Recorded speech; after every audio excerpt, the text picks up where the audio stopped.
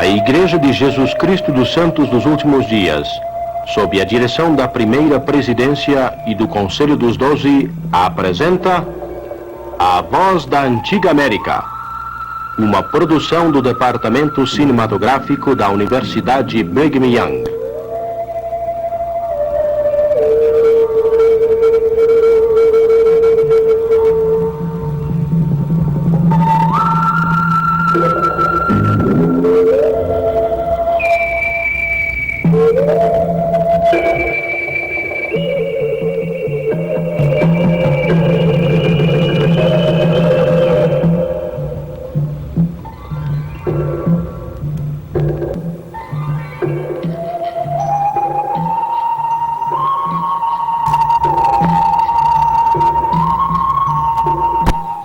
Este é o túmulo de um líder do passado enterrado nas ruínas de Palenque, no sudeste do México.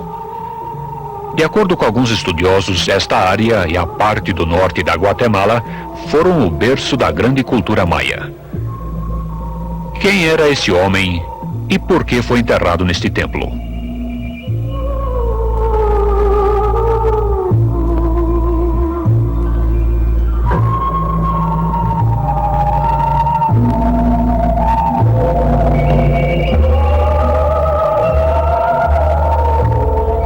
Nesta silenciosa terra varrida pelo sol, vivia há tempos atrás um povo de impressionável cultura. Aqui eles adoraram, construíram estas grandes estruturas, prosperaram, amaram, tiveram guerras civis e desapareceram da mesma maneira misteriosa como apareceram.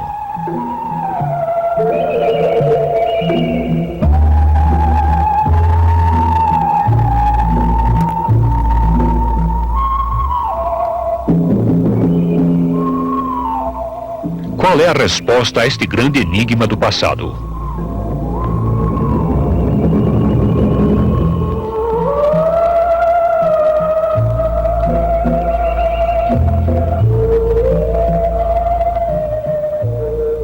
Os ancestrais destes maias edificaram uma civilização magnífica antes mesmo de Cristo.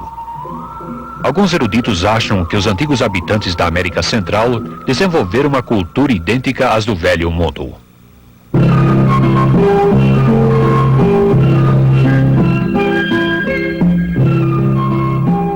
Ao tentarmos visualizar os povos que viveram nas Américas Central e do Sul, quando estas culturas estavam em seu apogeu, há mais de 1000 anos atrás, ficamos intrigados com a comparação de seus descendentes com a gente despretensiosa e amigável que ainda edifica suas casas aqui.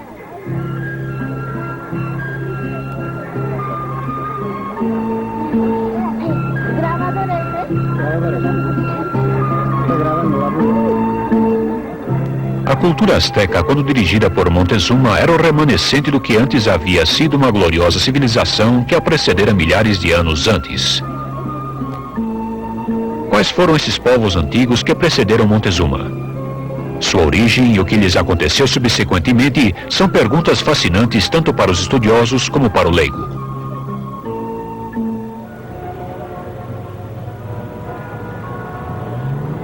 A linda e moderna cidade do México está construída sob as ruínas de várias dessas antigas culturas. As pesquisas mostram que estes povos eram profundamente religiosos, e entre muitas das culturas, uma das crenças mais persistentes referia-se ao grande céu e o deus da vida chamado Quetzalcoatl. Embora o deus Quetzalcoatl receba vários nomes, a alusão é quase a mesma. Uma pessoa clara, barbada e de olhos azuis, vestindo uma túnica branca. Ele aconselhou o povo, ensinou-lhes e partiu, dando-lhes a promessa de que um dia voltaria. O nome Quetzalcoatl quer dizer serpente com penas, e este símbolo se encontra nas ruínas por todo o México e América Central. Acredita-se que a serpente com penas seja um símbolo corrompido criado pelas gerações que se seguiram para perpetuar a memória desta grande divindade que partiu tão misteriosamente como apareceu. Quando Colombo ancorou no Novo Mundo, muitos indígenas pensaram que ele fosse este grande deus branco que havia voltado. O povo desta terra acreditou firmemente que eu, Cristóvão Colombo, com este navios e homens, tivesse vindo do céu, e com essa ideia me recebia em todos os lugares onde ancorava. E até hoje, muitos ainda são da opinião de que vim do céu. Outros, correndo de casa em casa, gritavam em voz alta: "Vinte vede os que emanam do céu." Os conquistadores espanhóis liderados por Cortés tiveram uma idêntica recepção oferecida pelo grande Montezuma e seu povo. O astuto Cortés, aproveitando-se da lenda, disse aos chefes que ele era na verdade enviado de Quetzalcoatl. A crença do povo no grande Deus branco era tão forte que a história diz que com esta alegre notícia eles choraram por muito tempo e não podiam responder.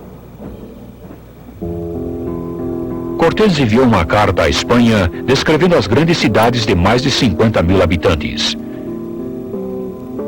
Mencionou torres de construção maciça. Descreveu aquedutos e sistemas de água de grande tamanho e eficácia.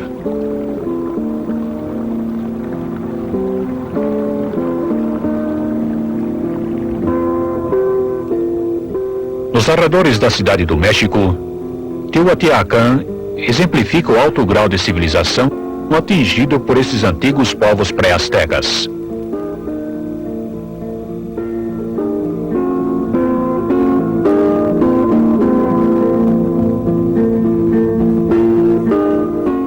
A arquitetura, o desenho e a solidez destas estruturas chegam a ser rivais das antigas pirâmides do Egito. Mitla, na parte central do México, exibe o maravilhoso artesanato destes antigos artesãos, os quais são altamente especializados na arte de alvenaria e no uso do cimento.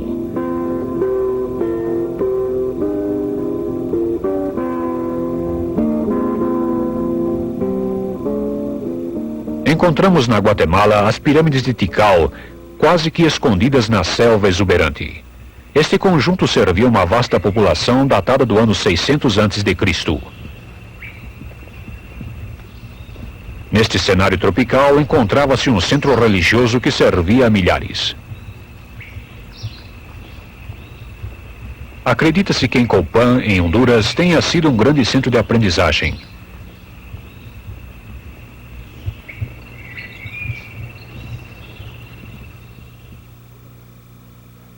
Todas estas grandes cidades do norte do México, passando pela península de Yucatán e até Copan, dão-nos uma evidência silenciosa da grande cultura que existia aqui século antes de Colombo. Mais tarde, o explorador Francisco Pizarro fez conquistas na América do Sul e ficou perplexo ao encontrar milhões de pessoas espalhadas por toda esta terra, desde o Equador até o Chile. Ele descobriu complexos sistemas de irrigação, incluindo canais e represas ainda em uso hoje em dia.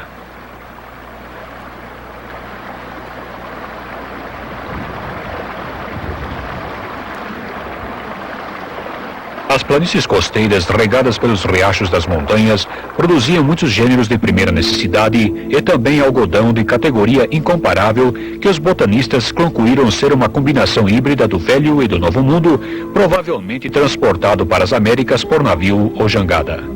A cultura dos Paracas no Peru, datada entre os anos 500 AC e 300 AD, produziu alguns dos melhores tecidos do mundo. As tintas usadas nesses tecidos ainda mantêm o brilho mesmo depois de 2000 anos, uma prova de sua qualidade superior.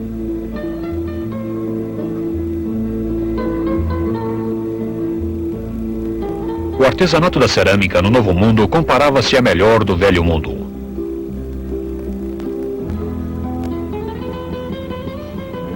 Algumas são semelhantes às cerâmicas da Ásia. Esta é Cusco, no Peru, uma antiga capital construída no alto dos Andes. Pizarro descobriu que esta cidade continha paredes massivas construídas muitos séculos antes. Estas enormes pedras bem cortadas e encaixadas foram montadas sem argamassa. De fato, encontram-se tão bem encaixadas e colocadas que não é possível forçar a lâmina de uma faca entre elas. Thor Heyerdahl mencionou ter visto pedras encaixadas assim como estas no Velho Mundo. Algumas destas pedras gigantescas pesam mais de 200 toneladas. O fato em si de colocar uma sobre a outra já é um feito notável de engenharia.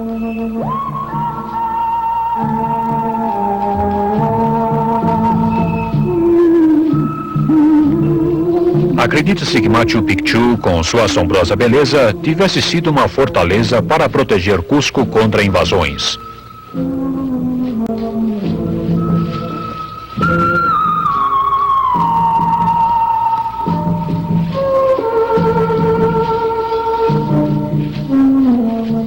É um fato bem conhecido que os antigos habitantes do continente americano eram ourives excepcionais.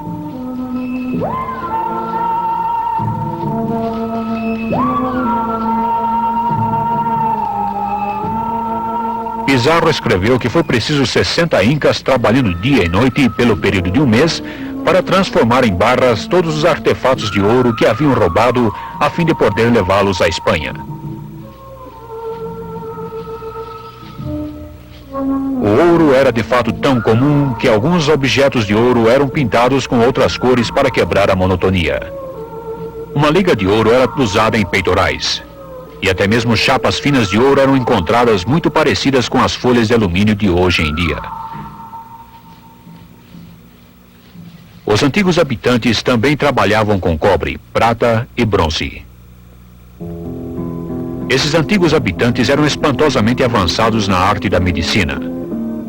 Tinham conhecimento do uso de narcóticos, cuidavam de gravidez anormal e obtinham êxito até mesmo em operações do crânio.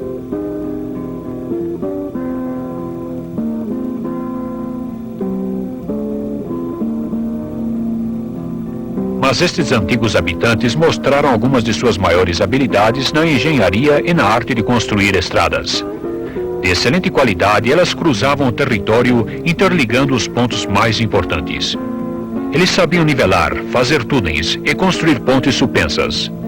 Todos utilizados neste interessante sistema rodoviário que vai de Quito, no Equador, até o Chile, uma distância de mais de 5.000 quilômetros. Rodovias antigas idênticas a estas também são encontradas no México, tal como esta em Cababa. Os povos pré-colombianos das Américas Central e do Sul também eram excelentes músicos com uma escala musical semelhante à que foi encontrada na área do Mediterrâneo. As flautas de Pan do Novo Mundo são quase idênticas às do Velho Mundo. Também eram astrônomos de talento. E mais de 1000 anos antes que o Velho Mundo tivesse o calendário usado hoje, os matemáticos e pesquisadores do Novo Mundo estavam usando um sistema mais preciso. A influência da arquitetura do Velho Mundo é evidente nesta ruína restaurada do Peru. Nessas ruínas perto de Lima, Peru, fizeram-se muitas descobertas interessantes.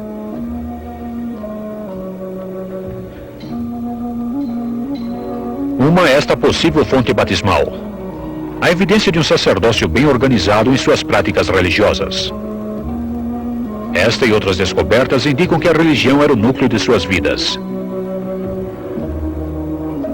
Estes primeiros americanos entendiam a criação do mundo, o grande dilúvio, a arca, a construção da grande torre e a confusão das línguas, assim como se encontra no Velho Testamento. Estudiosos obtiveram este conhecimento por meio dos trabalhos de um príncipe índio Ixtiola Xochitl, o qual aprendeu a língua espanhola com padres que acompanharam os conquistadores. Um desses estudiosos espanhóis, chamado Sahagún, traduziu as antigas tradições da vida após a morte, jejum e batismo, as quais são todas doutrinas básicas cristãs.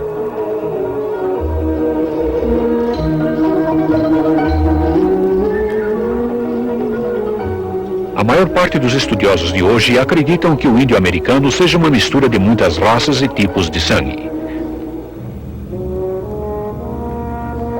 Estudos e descobertas recentes ligam também as Américas com as culturas do Mediterrâneo. Semelhanças entre as culturas do Velho e do Novo Mundo nos fornecem alguns vestígios quanto à sua origem. Caixas de pedra, por exemplo, foram encontradas tanto no Velho como no Novo Mundo. Estas caixas, em geral, contêm ouro, joias, ferramentas ou outros objetos de valor. Compare esta caixa descoberta no México com esta outra encontrada em Persépolis, Irã. A caixa de Persépolis continha 2 placas finas de metal, uma de ouro e outra de prata, sobre as quais havia uma gravação do registro do rei Dario. Várias centenas de inscrições diferentes gravadas em placas de ouro, prata e cobre foram descobertas no Velho Mundo. E então, no ano 1823, uma caixa de pedra muito semelhante às que vocês já viram na América Latina foi desenterrada do lado de uma colina perto de Palmyra, Nova York. A mesma continha antigas placas de ouro com gravações estranhas, semelhantes às que foram encontradas no Irã. Este registro, após ser traduzido, narrava sobre 3 grupos de indivíduos que emigraram para este continente vindos do Velho Mundo. Descobriu-se que o registro se tratava dos procedimentos de Deus com alguns dos primeiros habitantes do continente americano e estava destinado a mudar o curso da história. O registro descreve o desenvolvimento e a queda destas 2 civilizações gloriosas que prosperaram sob as mãos do Senhor enquanto guardavam seus mandamentos e que foram destruídos enquanto não os guardavam.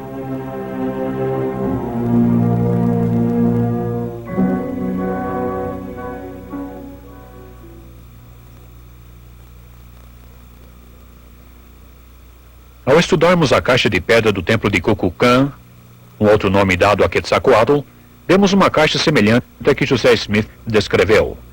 Ao falar sobre a tampa da caixa encontrada em Nova York, José Smith disse: "No meio e na parte superior, essa pedra era grossa e redonda, porém mais fina na direção dos bordos, de modo que a parte central era visível acima do solo, mas os bordos em redor estavam cobertos pela terra." Na época de José Smith, não se sabia da existência de caixas de pedra nem no Velho ou no Novo Mundo. 11 homens idôneos, além de José Smith, tiveram o privilégio de tocar os registros de ouro.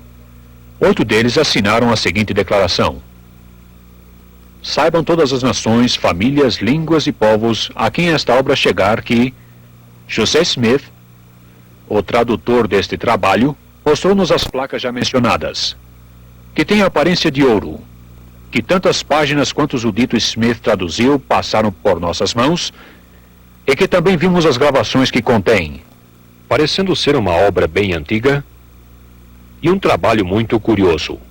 E isto testemunhamos solenemente que o mesmo Smith nos mostrou, vimos e apalpamos, e sabemos seguramente que o dito Smith possui as placas de que falamos.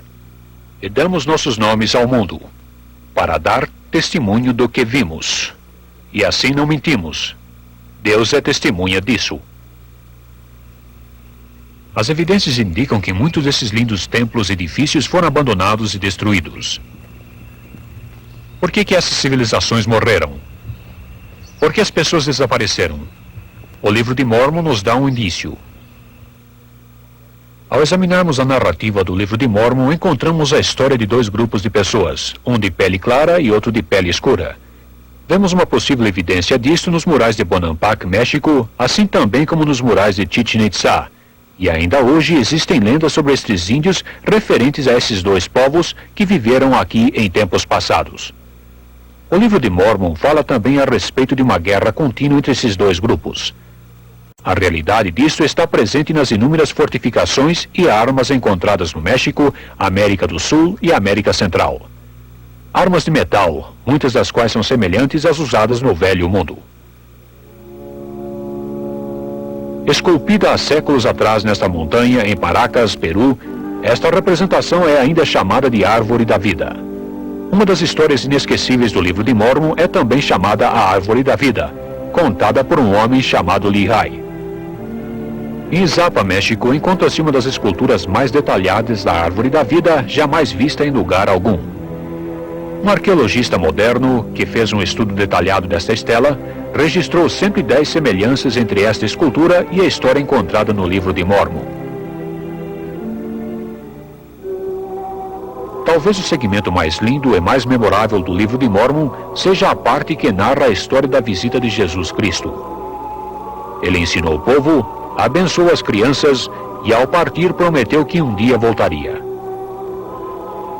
Tão grande foi o impacto da visita de Cristo a este continente que sua história foi repetida e transmitida de boca em boca por séculos. Muitos acreditam que o legendário Quetzalcoatl era, na verdade, Jesus Cristo. Por acaso era de se admirar, então, que os indígenas se ajoelharam e adoraram a Colombo, a Cortés e Pizarro quando aqui chegaram, pensando que cada vez que Quetzalcoatl havia voltado? Assim chegamos a um completo entendimento quanto ao Deus de Barba Branca, a lenda mais popular desta parte do mundo. As histórias do Deus de Barba Branca e dessas grandes civilizações do passado deixam de ser um completo mistério. Temos as lendas de Ixtlilxochitl e as histórias bem documentadas e registros das crônicas dos espanhóis. E temos o livro de Mórmon, o qual contém a história mais longa e mais detalhada e se distingue como um dos registros mais verdadeiramente valiosos até hoje.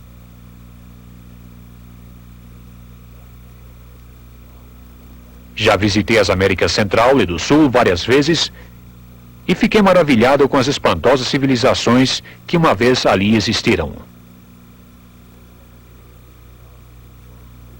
Tenho também estudado o livro de Mórmon cuidadosamente por muitos anos.